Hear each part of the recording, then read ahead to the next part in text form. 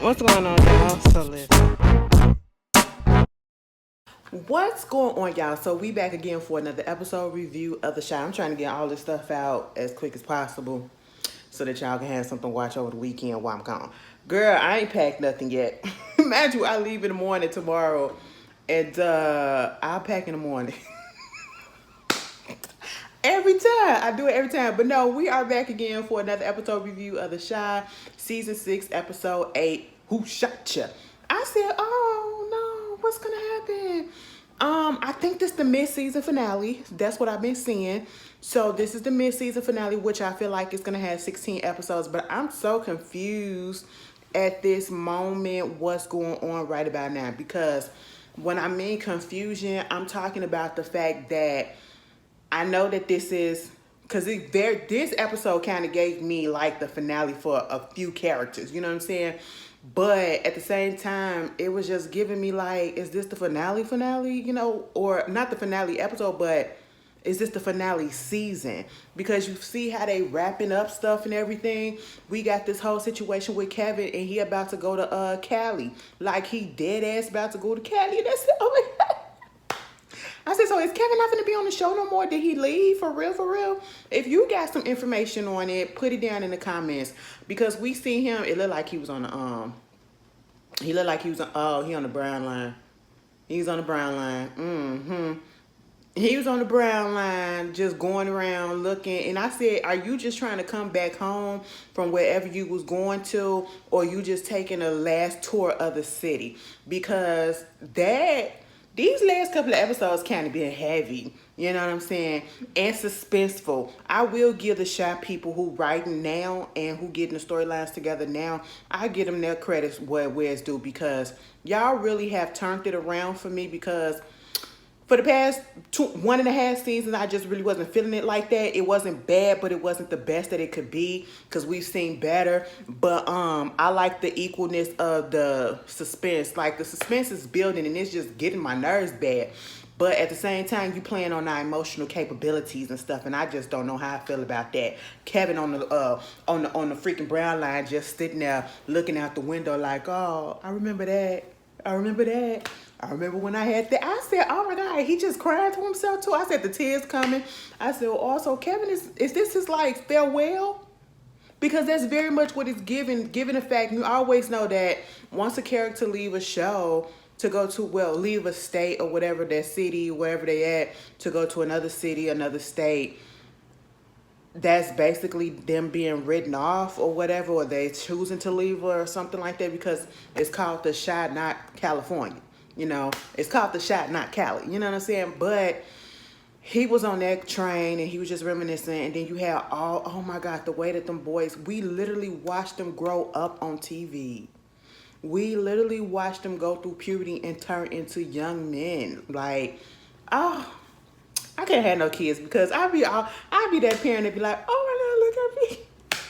I remember when you was like this, but you still gonna be my baby. I don't care how tall you think you got, but you still gonna be my baby, okay? That'd be me, okay? I'm just not ready for it. Ooh, anyway, I said, or wipe your eyes, it's okay to cry. Meanwhile, this whole situation with Emmett and Tiffany, let me tell you something, they so damn petty. They so goddamn petty with each other. They both going through the kitchen, right? Ain't nobody talking to each other. Remember the whole situation that happened when she went to go talk to Nuck and all of that. Nuck, if you buck. And he told her at the funeral, if you ever talk to him again and talking about some protect my family, we ain't gonna be together no more. And they ain't been talking ever since, right? They been up in their feelings. He don't know what he doing. He don't know where the food at. She talking about he looking for some mayonnaise, some Miracle Whip. I said, ew, you eat Miracle Whips, baby? Give me some mayonnaise, okay? Give me some Hellmann's. Give me some Dukes, you know what I'm saying? Miracle Whip is a little bit too, it's a little bit too sweet for me, okay? I don't like that sweet, tangy, leave that alone. That ain't what I want in the little, no, it's just a little bit much. And so she was like, you supposed to have went to the store and got some. So you mean to tell me you ain't gonna go because you ain't gonna get nothing? No, I ain't gonna get nothing because you was supposed to get some. Anyway, I need you to be here because I gotta go to this job interview. Well, I gotta go to work. Okay, well, I'll be off next week and we can do whatever it is that you need to do. You talk about the whole week. Yeah, you know I'm gonna be here for you no matter what. Girl, I said, as soon as she said, thank you for that, I said, wait a minute, so you done being mad? You done being mad? I said, you know what? That's some stuff that I do. I just be mad on purpose. And then we'll start, that's all that it is, because I mean, they was doing it. I said, you know what? One thing about the shot, they going to give you a sex scene here and there, okay? They going to give it to you. Meanwhile, you got this whole situation with Nuck. Didn't I tell you, and we finally found out what that boy's name is. His name is Zay, okay? Nuck comes in to talk to Douda, and Zay is over there, and they over there kikiing with each other. Baby, at this point, I already told y'all it's gonna be some situation between Nuck and Zay. They gonna have to take each other out. Nuck gonna probably have to put that little boy down because he a little bit above his britches at this point. And for the first time, we like seen him smile, and it was just very devilish. Okay, I just felt like he had evil all up in him. You know what I'm saying? Especially when you aspiring to be on Douda's level and to be his little lackey, his number two. Yeah, you got a little bit of evil up in your spirit, and I just really wasn't here for it. Like Nuck, you could tell that his heart is he got somewhat of a heart. Zay, on the other hand, he don't. He don't know what a heart is. And basically, he think he got a little one-up because Douda said that he found somebody that can, wash and launder his money and all that stuff. And so he's smiling and all that stuff. And it was like, I mean, I would have found it, but the one person that you did, you told me to kill him. You know what I'm saying? And so Douda gets mad at Nuck for killing Pastor Johnson. Jack, is it Johnson or Jack Stanley daddy, Papa? Okay, killing him because now it's gonna bring eyes on him. I said, now hold on. Me and Nuck said, well, nigga, you told me to do it. So what are you talking about? He said, I told you to take care of it. I ain't say. I said, now which one is it? Is it Uchiwali or is it one Mike Douda? Which one? You can't have it. You're both ways, okay? I said, now you said take care of it. You was literally in his church and you said take care of it. What that mean? In the streets, that mean off him. Let's stop playing Douda, you know? And he had to get Zay together too, because Zay was smiling a little bit too hard. He was doing too much or whatever. And he was like, you got a lot to learn, little nigga. I said, ooh.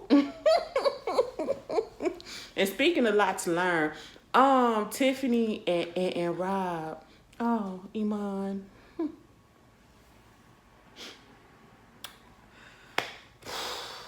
You know, it breaks my heart. Relationships goes ups and downs and all that trouble. Y'all hear how low I'm getting? Because I'm getting a little sentimental. Like, I really did like Iman and Tiana Taylor. They were really like a beautiful couple together. A beautiful, young, black couple together. Like, they was the personification of black love for us, for young people. You know what I'm saying? Like, because they was just loving out loud and just being...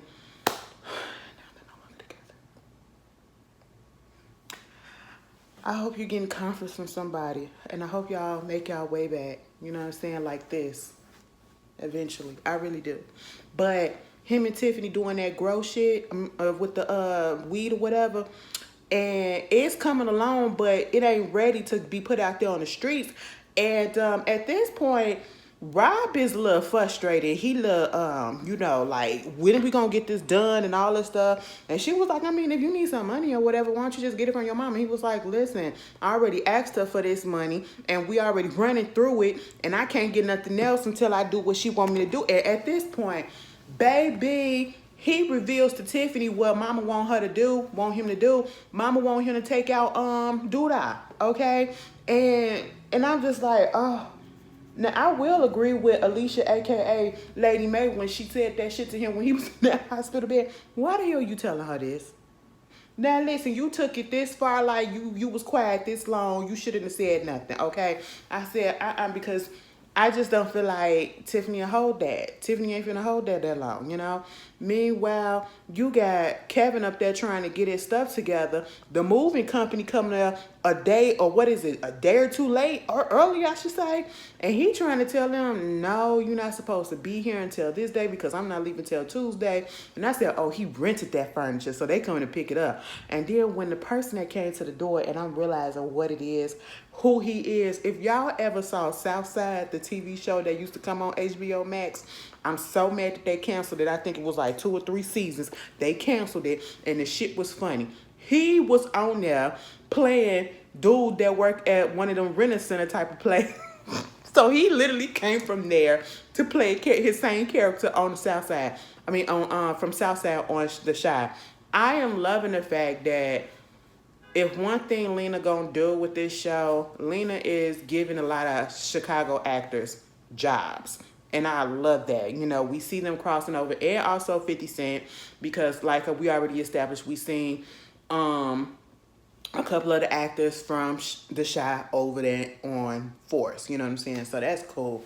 And to see other Chicago themed movies or TV shows and characters crossing over, that was cute as well.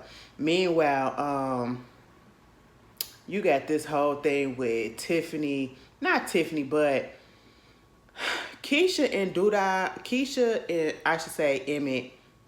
Keisha just really upset at a lot of the stuff that was going on. And that was the main reason why they was mad at each other, because he got himself in this situation and he thinking that, okay, I'm going to say, I accept your apology or whatever, we all good. She said, just because I had sex with you right about now, that don't mean that we all good.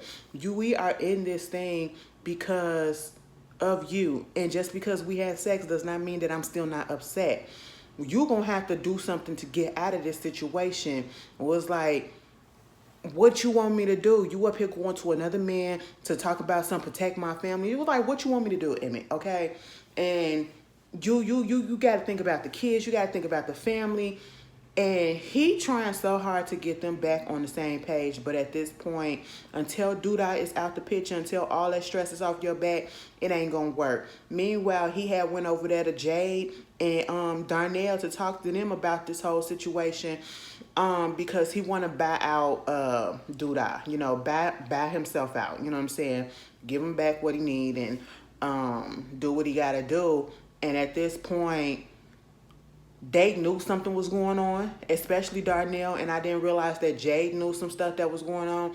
But at the same time, he was really like, Jade was scared for him. Darnell is upset. And he was like coming at his throat a little bit, but on the one hand, I understand Emmett feeling some type of way. Like, you see I'm in this crunch and you're going to take this moment to come at me and try to, you know, chastise me and scold me for the things that I've done. I made a mistake by getting involved with this man. Okay, I'm trying to get out. And now you want to come at me trying to act like you want to be a father and all this stuff. And it was like, I'm just trying to protect your family. I don't need you to protect my family. I'm fucking doing it. Fuck you. I said, excuse me. Now you come over here asking for some money to help bag yourself out of Douda. And then you gonna cuss me out because I'm telling you right? Because you don't want to listen to nobody? And I know it's probably hard coming from Darnell because Darnell really wasn't in his life growing up and he just came in the last few years. But at the same time, he's telling them right. He was like, don't worry about it. I'll take care of it. And you will see how I take care of it. Now, I was a little confused when Darnell went over there to Douda to talk to him. And he gave him a little bit of money, right? And he said, first of all, that's only half of the money, okay, to buy Emmett out. You know what I'm saying? And I do this. If you talk about me good up in the street, you ain't gotta pay me nothing. Emmett and his family is in the clear. And I'm confused about that. Now, does that mean that basically Emmett and Darnell about to trade spaces, spots or whatever? Like, Emmett is gonna be free and clear, and then Darnell gonna be under Douda thumb? Is he like about to sacrifice himself? That's what it felt like. Cause I know he's just not gonna let that man do that for scotch free. And he said, take your money back. You know? And you know what, Papa, listen. Papa gotta get it together. Okay? Papa is going through some things, so I'm gonna give him a little reprieve. I'm gonna give him a little space or whatever. Give him a little bit of time to grieve, but I feel like in his grieving process, he's about to turn into it's more so, you literally just gave a eulogy basically saying that you're going to start living for yourself instead of living for your father. And now he's basically about to turn into his dad. He was at work and Kenya comes up to him and trying to see if everything is okay with him and asks if he's still mad at her. And he was like, I'm not mad at you. I never really was mad at you. I was just upset at everything else, and I just took it's misplaced anger. I took my anger out on you, and I apologize. And she was like, okay, cool. So we okay? He was like, yeah, we're okay. And she said, do you want to go bowling? I mean, that could possibly, break up the monotony of the grieving process and get your mind off of it a little bit, give you a little break and all that stuff, have some fun time. And he said, you know what? The last thing I said to my dad, we had the last conversation I had with my dad, he basically said that you wasn't a good fit for me. And I'm going to just think about, and I think that he's right. I said, what the fuck? He was like, we can go kick it or whatever, but as far as being anything more than friends, it just ain't finna happen. I said, Papa, Papa. And then Kenya was like, you know what, Papa? I never thought talking to you that you would break my heart, but you literally just broke my heart. And we're like, it took me a lot to trust and to get the nerve up to allow you into my heart, and you just broke my thing just because your daddy, you had a little conversation with your daddy, and your daddy didn't approve because your daddy was judging and being a judgmental ass sinful Christian, and you gon' what? Your daddy no longer here, so you free and clear to do whatever. And he said, no, that's all. That's cool or whatever. But I'ma still be like, Poppy said no, so I'ma say no too. And then when they was kicking it with the boys, because, Kevin had cleared out the apartment after, him and Maisha laying on that airbed. I said, child, y'all laying on the mattress on the floor because they done stripped the whole. I said, I'm surprised they ain't take the mattress too. All right. But basically, they trying to figure themselves out. And I really want them to last. But at this point, I don't think that they will. Because in most of these TV shows, and we know that a long distance relationship can happen, but in most of these TV shows, we see people, even when they're older than them, when they leave and they have long distance relationship, eventually it fades away and, they end it and they get with somebody that's actually there. But in reality, they are young. They are really, really, really young, okay? And they haven't had that much life experience. And what I mean by life experience, meaning experience somebody outside of their circle, outside of their group that they grew up with. You're only like 18, 17 years old. And then when Kevin go out there to California, I'm sorry, but he's about to be being shown a whole new world of stuff. That's not just Chicago. You know what I'm saying? He's going to be introduced to a lot more. And temptation is real. And I'm not going to expect somebody, and even Maisha when she trying to blow up in the music game, like, I'm not finna try to expect them to actually keep this relationship going, especially long distance. No, that's just too much. I don't think it's gonna last. I would want to, and I'm mad that they came and figured out to put Maisha and Kevin back together at the very last when he finna leave. I hate that part, but I don't know. I have hope, but I just know it's not gonna work. But hey, it is what it is. It's cute. And when him and the boys was hanging out and saying their goodbyes, saying what they gonna do for the summer and all of that, and what happened with Kenya. Listen, Papa said he going to seminary school, right? And it was like, Jake said, damn, Papa, I know your daddy not here. You can live your life and do what you got to do. I am doing what I got to do. I said, all right, Papa. Papa is tired. Papa said, listen, y'all feel like I'm not doing this because of it's my own free will. After my daddy did his little, he died and I did his eulogy, I feel like I had a little calling, and maybe it is calling for me to preach. My daddy did want me to take over the business and all that. And so I guess that was my push to do it. I said, I don't know. I really feel like Papa is just moving out of grief and more so guilt. Because of the very last conversation that he had with him was an argument and him walking out, And so I really feel like he feel guilty about that. And that's why he's doing all that. But I do love all of the scenes where the boys are together. Kevin is going to lease his apartment or give the apartment to Jake, because he did say the landlord needed him to find somebody else to take over the lease and all of that. So you got Kevin going to LA, Jake deciding to come on ahead and live up in that apartment, and then you got Papa that's gonna go to seminary school. Meanwhile, you got what's his face? You got Emmett. Tiffany went over there to talk to Emmett and basically told him about Rob. See? And this is what I'm saying. She want Emmett to talk to Rob and basically like talk some sense to him because he talking about something he finna go take out Douda. And he was like, why do I need to know about this and why you need to tell me all this and ain't that your man?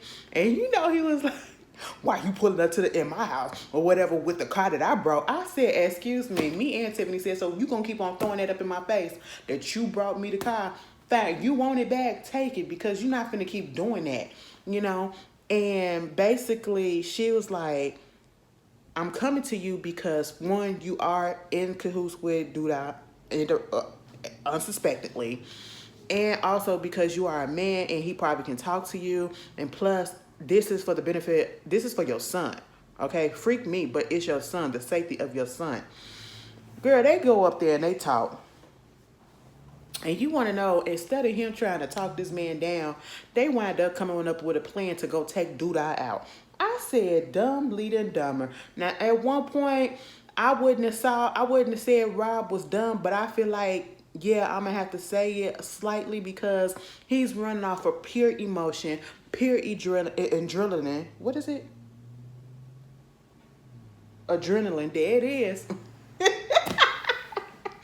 Girl, adrenaline. And he didn't really think this through. Like, if you're going to try to take somebody out like Douda, you need to have a real plan. No, you got Emmett calling him saying, come down to the warehouse and I'll see you there. And then gonna say, so we're gonna put on Pusaisti mask. Can y'all just say y'all gonna put on a face mask? Cause that's literally a ski mask or whatever. Cause that's literally what it was before y'all call it that. I know the dude made it kind of popular, but that's I hate when I hear y'all say it like that. But anyway, ain't he in jail? Moving on from that. They go down there to talk to Victor. Victor trying to talk them out of it. I said, child, y'all finna make Victor come back to the streets. Y'all think that Victor, you know, Fatima was trying to tell him, you know, you got a family, leave that alone or whatever. And he was like, I know. Girl, he snuck out of there. And I said, oh, no. Victor turned back into Trig at the end of the episode. I said, no, baby. He just trying to look out for folks. But he just know the repercussion that's going to happen because this Douda. And Douda don't let nothing slide. Because what wound up happening is these fools get Douda down at the chop shop, right? The garage. They pull up in this old undercover, the car that they had that, what is it? Is it a Buick? That's what the old undercover cars that they used to use out here for the cops back in the day. Probably 10 years ago, maybe 15. That's how the undercover cars used to be. And they always used to have the green license plate. It'd be white with the green letters that started with an M. And I was like, if you ain't want nobody to know that y'all was undercover, you literally got we know what the cars look like and we know what the license plates look like. Undercover vehicle, okay? Or the detective vehicle. Baby, they pulled up and I think it was Nucking them, Anzay or whatever. Either way, Douda wasn't by himself. These motherfuckers pull up. Emmett and Rob pull up. Blaze. Pop, pop, pop, pop, pop. All them bullets flying. Did Douda get hit once? No. I said, see, this is what I'm talking about. This is what I'm talking about. Are you serious? And are you kidding me? Okay? Baby, girl, they had did all of that and nobody got hit on Douda's side, but Rob fucked around and got hit on his side or whatever in the car. I said, God damn. He in the hospital. Tiffany over there. Baby, here come Lady Mae, a.k.a. Alicia. She basically said, what the hell are you doing here? I know my son didn't tell you ain't nothing but a little live-in hussy. The hussy that he is living with. She was like, oh, you the reason why he doing all of this, huh? And we also come to find out that Miss Alicia, she ain't nobody to play with. Because Rob said, my mama is worse than Douda. I said, oh my God. So I need a backstory. Like, this really cannot be the last season. I really hope that it's not. I understand that this is 9 out of 10, the season finale. Not season finale, but mid-season finale. But baby, because you can't introduce, I really can't stand when they introduce new characters and that be the last season. For what? Them be the best storylines too. Y'all make the new characters the best shit sometimes. And I just need a little bit more backstory on Rob and his mama. Like, what's going on? Because Victor even said, you two ain't gangsters, okay? Y'all ain't for this street life shit, you know, talking about Emmett and Rob. You grew up in this big ass house with your mama and daddy. And Emmett, your mama gave you any and everything that you wanted. Y'all ain't for the streets. I said, you know, shit changes. I said, well, what's going on? Because I need the backstory on Miss Alice. Or say Alicia. Because Alicia kind of read the hell out of Tiffany. and had her put out. Okay. I said, he was like, and then when Tiffany left, she gonna tell him because he got shot. They did surgery. Surgery went well. He just hasn't woken up yet. Baby, Alicia told Rob, now why the fuck would you tell that girl anything that was going on? Didn't I teach you more than that? You should know not to tell nobody, especially no bitch that you fucking around with. Now, what did she go to the FBI? Baby, I said, the nigga is in a coma and you gonna cuss him out? I said, see, this is why y'all don't get along. This is why y'all don't get along. Meanwhile, you got this stuff with, what's his name? Shaad. Girl, Shaad done mess up. He done messed up so bad. So while he's down there, I do like the fact. Let me backtrack a little bit. When the boys was up there getting together and they was at Kevin's apartment the last time and they was smoking their little weed and reminiscing and saying what's going on, Kevin was like, "It's one more thing that we need to do." And they went and they started riding their bikes in the streets, and that's what we first saw them in season 1. I was like, oh my God, a full circle moment. When boys become men, little men, young men. But you got that right. Shaad is at the little community service thing, you know, the little thing that Tracy got going on, that little program. And he doing his little volunteer work over there. You see Tiara over there. And he keep looking at her. She's paying no attention to him. She's paying him absolutely no mind. Then all of a sudden, here comes Jemma Daddy, Marcus, and she's all lovey-dovey with him and kissing him and, oh, I never thought that I'd fall in love with somebody, and especially the fact that I don't like kids and I actually cool with your daughter. Oh, you know, I just never expected this. So I said, oh my God, does Tiara really like have real feelings for this man? And at this point, Shaad just looking like, ain't this about a bitch? And he gonna send a text message to her talking about some, you know what, at this point, I can let you go. We had that one night. It was real good. It was just what it is, a one-night thing, and I hope you do well and all that stuff, whatever.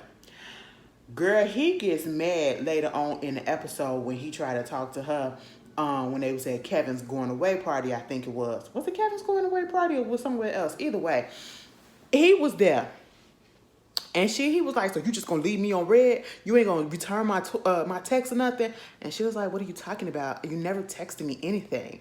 And he looked at his phone and he was like, yes, I did, see? And he said, God damn. He fucked around and sent that text to Deja, his girlfriend. I said, oh my goodness. If Shaad didn't think his life was already just going down the drain, he just fucked up his living situation. Now he about to go back over there and have to stay with Victor. I already know. Because, baby, he came home trying to fix it. Deja wasn't in the house, but all of his stuff was packed up on the couch. She sent the text message back. She replied to the text message by liking that text that he sent to her by accident, saying, I gotta let you go. I said, child, and then she said, it's time to get your shit to get the fuck about.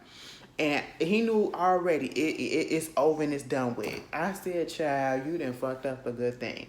Maybe, you know, I did say I did like the fact that they was together, but at the same time, it's like, I know she really wasn't being judgmental to him, but sometimes she did come off like she was his boss a little bit. And I don't know. Shaad got hooked on Tiara. I said, girl, how did that happen? How did that happen? But anyway, you got all of that happening, Keisha and Nuck. I'm gonna need Keisha to stop meeting up with Nuck, okay? Like, I feel like I don't know what they trying to show us. Like, is it gonna be Nuck that's gonna be the one that's actually gonna take Douda out? Because you can see that he's having like a play on his emotions. Like, he's trying to be this gangster. He's trying to be this thug or whatever, if you want to call it. But his emotions are coming into play, especially when it comes to Keisha. And I'm like, you sitting and you playing with fire. Even if you trying to cut things off or slow things down, you just playing with fire with that, you know, having any involvement with him in any type of way.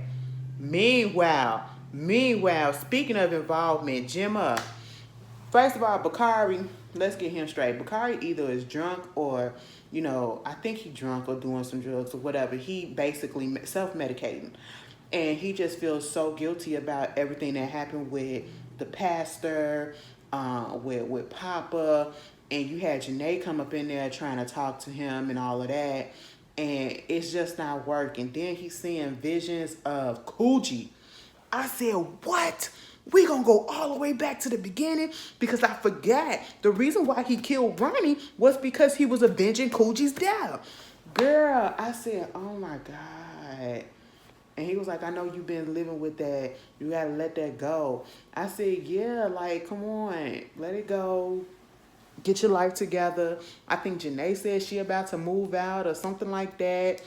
It was a lot. It was a lot. And you want to know what's a lot? Jemma, Jemma a bird. That bitch is a bird. Now, see, I was just trying to come back over to her side and liking her. But at the same time, it's like, I don't really feel bad about what's happening in this situation. But at the same time, I'm like, this bitch be homie hopping and everything. I just said, that's the type of reputation you want, girl. Didn't I call it? Didn't I call it? Baby, she was over there talking to Jake. Jake had told her that, you know, he getting his own place. She started saying, oh, we gonna have a place to live at. And he was like, ain't no we, bitch. That's it, me. Okay, I'm trying to get a bachelor pad. All right, you know, we too young to be living together. And I said, that is absolutely true. Okay, she gets upset and leaves. Go to the studio. And she's not in the studio with Maisha. She's in the studio with Brittany, Bakari's little sister or big sister. And she in there dancing to the song and all that stuff. And she come around, next thing you know, Brittany comes up behind her and they kiss. They touch it. I said, what the fuck? I said, Jemma, stop. And then she gonna push her away. I said, now what is that? Don't do that. And come talk about something. I got a man. I said, what they gotta do with me? I got a man. Okay, y'all remember that song? I gotta remember it. I ain't heard that in a long time. I got a man. What they gotta do with me? I got a man. Something, thing. I got a man. Girl, so what? Brittany don't care and you damn sure don't care. And the reason why Brittany don't care is because you don't care. Baby, you was teasing that girl that whole time and I just don't like this girl. Jemma is just coming out this to be, she's coming out to be a little Tiara. Because Tiara is literally the same way. And she probably don't even know that aspect about Tiara, but she doing exactly the same thing that she doing. She hopping from this to this to this just to get to what she want, okay? And you got Brittany spitting game. I said, you know one thing about a stud to a straight girl. Oh, we gonna fuck your mind up. Baby, she was up there spitting that game like, oh, I said, you know what? I done probably said some shit like that before. You know, she sound like me. She said, you know what? I know you say you got a man or whatever, but he kind of holding you back, right? You said he didn't want to live with you. You know what I'm saying? You ain't out here living and all this stuff, and you up here sacrificing your stuff for him. And she was like, what you mean sacrificing? You out here doing what you need to do while you up here trying to play house with him and all this stuff. I said, excuse me, what is going on? Giving you the freedom to go out and live and to go experiment and experience. I said, What is about to happen? Y'all about to fuck up in this studio? Girl, I said, because mind you, Jemma said, well, if we ain't living together, whatever, we ain't fuck. Since you only just with me to be fucking, we ain't fucking no more. That's what she told Jake. I said, now why are y'all talking like this? Y'all are kids. I still look at y'all like kids. Y'all are not adults to be withholding. He was like, so you mean to tell me because I want to let you live with me, you gonna withhold sex for me? I said, what? How old are we? Are you guys 18, 17 years old, or are you guys 30? Which one is it? I'm confused.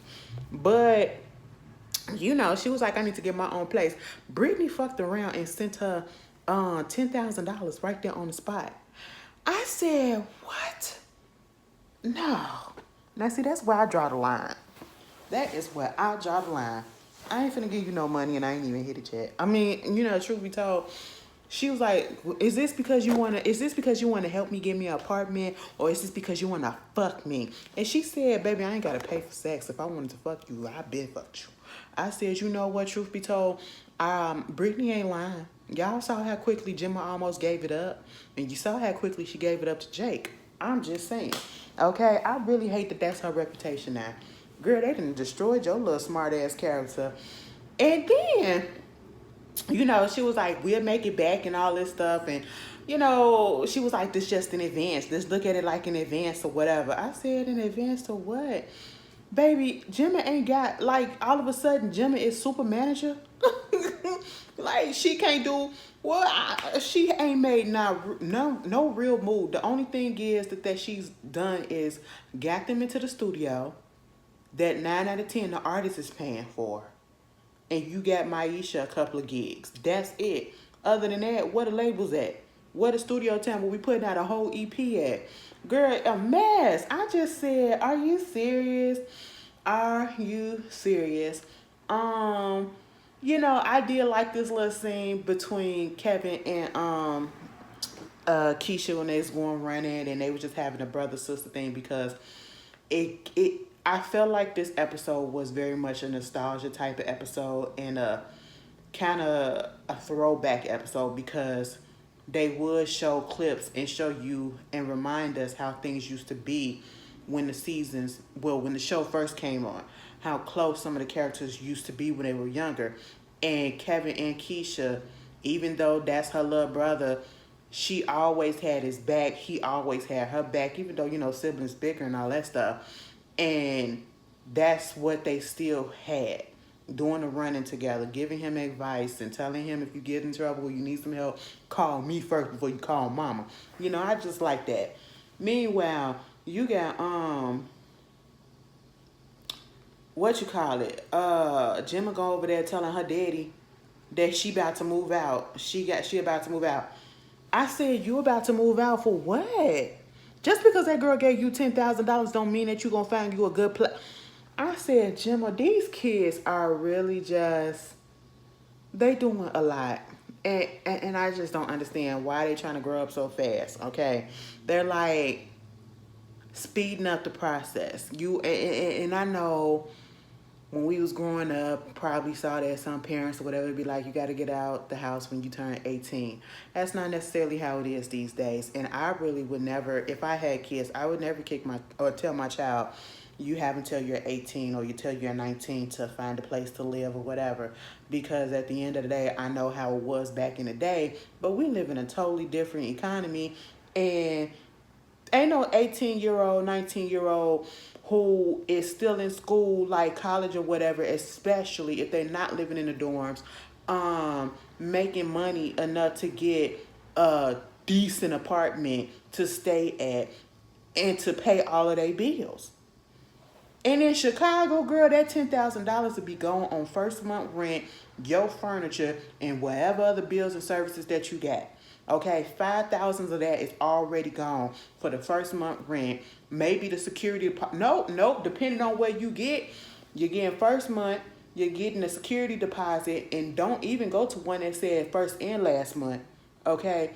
So that's the shit is already gone on rent, and that's just for 1 month. And then you get your furniture and your bed, girl. That $10,000 ain't even finna fucking last. But the daddy wasn't here for it. But he was like, you know what, fine, because Tiara, convinced him to just go ahead and let it fly.